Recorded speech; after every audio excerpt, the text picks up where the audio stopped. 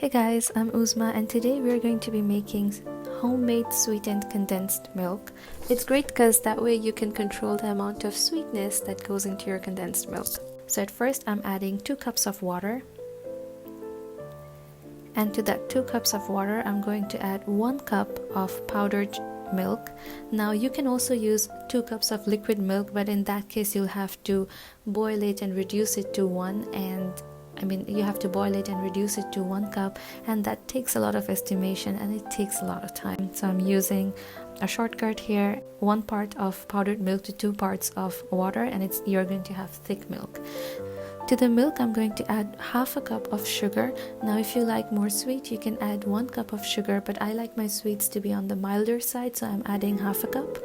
And because I'm using powdered milk, all I have to do now is wait for the sugar to dissolve. My sugar has dissolved and now I'll wait for the milk to come to a full boil.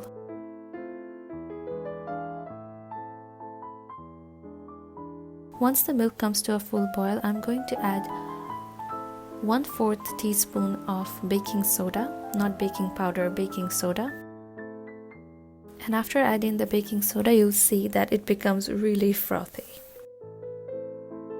Now keep stirring, and by the way, in this whole process you'll have to keep stirring because otherwise the milk might get burnt, and that is why that's another reason that I'm using powdered milk, because if you were to use liquid milk you will have to stir for a longer time. So keep stirring until the milk becomes a little bit thick. Now you want to take it off the stove once it comes to a consistency like this.